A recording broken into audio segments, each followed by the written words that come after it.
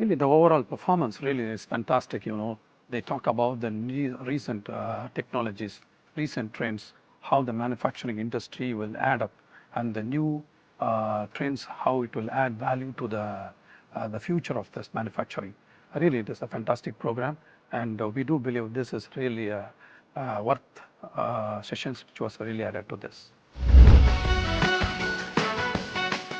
Wow, this is really the new trends are really they have taken care as AI, ML, and digital twin. They talk about IoT, new sensors, and more and more what is the new futures the trends that are added.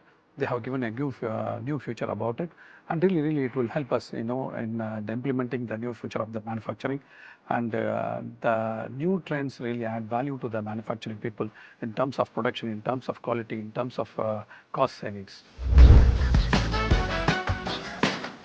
Really, the key conversations, if you take into subject, they have taken into consideration of digital transformation, and they have taken into consideration of how we can able to have a cybersecurity in place. These are the most key factors. What I notice as key factors they have considered it, because these are the value-added things to the manufacturing industry currently in the situation as a digital transformation and cybersecurity is concerned.